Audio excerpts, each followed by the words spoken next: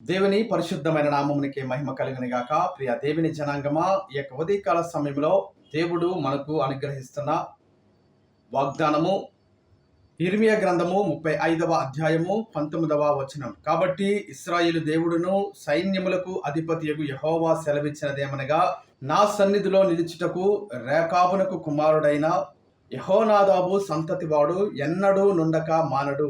దేవుడి పరిశుద్ధమైన వాగ్దానమును దీవించి ఆశీర్వదించిన గాక.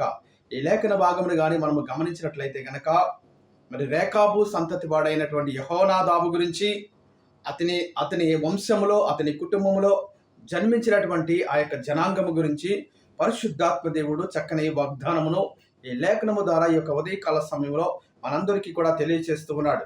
యెహోనాదాబు సంతతి గురించి గాని మనం ధ్యానం చేసినట్లయితే గనక, ఇదిగో మరి ఈ యొక్క రేకాబీల యొక్క తెగ, ఈ వంశములో నుంచి వచ్చిన వారందరూ కూడా మరి ఈ యొక్క తెగకు, ఈ యొక్క జాతికి, ఈ యొక్క రేకాబీలకు మూల పురుషుడైనటువంటి యెహోనాదాబు ఏదైతే చెప్పాడో, ఏ ఆజ్ఞనైతే ఇచ్చాడో, ఏ నియమ నిబంధనలైతే ఇచ్చాడో, అతని వంశములో ఉన్న వారందరూ కూడా అతని తర్వాత ఆ మాటలను అనుసరిస్తూ యెహోనాదాబు ఏదైతే చెప్పాడో వాటిని విడిచిపెట్టకుండా ఆ మాటల ప్రకారంగా వారి జీవన విధానాన్ని కట్టుకుంటూ వారు ప్రవర్తిస్తూ చక్కగా ఆ మాటల అనుసారంగా జీవిస్తూ ఉన్నారని దేవాతి దేవుడు ఈ యొక్క రెకాబీల గురించి ఎంతగానో అద్భుతమైన సాక్ష్యమును పలుకుతూ ఉన్నట్లుగా ఈ లేఖనము ద్వారా మనం గమనించగలుగుతూ ఉన్నాం. అయితే దేవుడు అంటాడు కదా, ఈ యొక్క ఇశ్రాయేలు జనాంగము నా మాట వినడం లేదని, నేను ఎంత చెప్పినా అనేక మంది ప్రవక్తలను వారి యొద్దకు నేను పంపించినప్పటికీ కూడా ఈ యొక్క ఇశ్రాయేలు జనాంగము నా మాటను పెడచెవిని పెడుతూ, నా మాటకు లోబడకుండా, నా యొక్క ఇదిగో మరి నేను చెప్పినటువంటి ప్రతి ఒక్క ప్రవచనము కావచ్చు, వాగ్దానము కావచ్చు, హెచ్చరికలు కావచ్చు, ఈ మాటలు ఏమీ కూడా వారు పట్టించుకోవటం లేదని దేవుడు ఎంతగానో బాధపడుతున్నట్లుగా ఈ యొక్క అధ్యాయంలో కానీ మనం చూస్తే ఆ మాటలన్నీ కూడా మనకు తెలియచేయబడుతూ ఉన్నాయి. అయితే దేవుడు ఆ కోణంలో మాట్లాడుతూ ఈ రెకాబీలను ఉద్దేశించి అద్భుతమైనటువంటి సాక్ష్యమును కూడా దేవుడు పలుకుతూ ఉన్నాడు. ఈ రెకాబీలు అనేటువంటి వారు మరి వారికి మూల పురుషుడైనటువంటి యెహోనాదాబు చెప్పినటువంటి ప్రత్యేక మాట ప్రకారంగా వారెంతో చక్కగా ఆ మాటలు విడిచిపెట్టకుండా చాలా అద్భుతంగా వారు జీవిస్తున్నారే. ఆ మాటలను వారి జీవన విధానములు అనుసరిస్తూ ఏమాత్రము కూడా తప్పు చేయకుండా, ఏమాత్రము కూడా పాపము చేయకుండా వారి భక్తి జీవితాన్ని కొనసాగిస్తూ ఉన్నారు కదా అన్నట్లుగా, ఇదిగో మరి దేవుడి యొక్క వాక్యములో వారిని ఉద్దేశించి మాట్లాడుతూ ఉన్నాడు.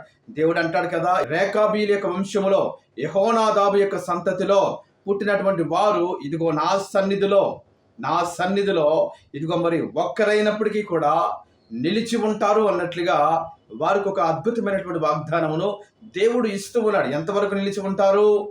అది దేవుడు దయచేసేటువంటి ఒక శాశ్వతమైనటువంటి ఆశీర్వాదం, నిత్యము నిలిచేటువంటి ఆశీర్వాదమును ఇదిగో మరి ఆ యొక్క రేకాబీలకు దేవుడు అనుగ్రహిస్తూ ఉన్నాడండి. దేవునికి స్తోత్రం కలుగును గాక. మనం చూసినట్లయితే కనుక ద్వితీయోపదేశ కాండము 28వ అధ్యాయంలో కానీ మనం చూస్తే అక్కడ దేవుడు కొన్ని ఆశీర్వాదములను, కొన్ని శాపములను కూడా తెలియజేస్తూ ఉన్నాడు. మొట్టమొదటిగా చూసినట్లయితే ఆ యొక్క ద్వితీయోపదేశ కాండము 28వ అధ్యాయంలో అనేకమైనటువంటి ఆశీర్వాదములను దేవుడు ఆ ఇశ్రాయేలీయుల యొక్క ముందు పెడుతూ ఉన్నాడు.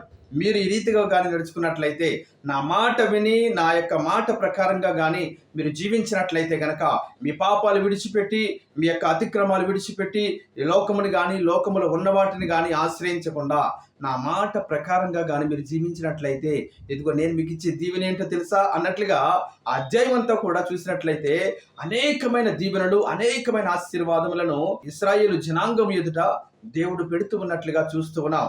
నా మాట కానీ మీరు వినకపోయినట్లయితే గనక దాని వెనువంటనే నా శాపాలు కూడా మీరు చూస్తారు అన్నట్లుగా మరి ఆ యొక్క దేవాతు దేవుడు ఇశ్రాయేలు జనాంగాన్ని హెచ్చరిస్తూ మాట్లాడుతూ ఉన్నాడు. దేవునికి స్తోత్రం కలుగును గాక.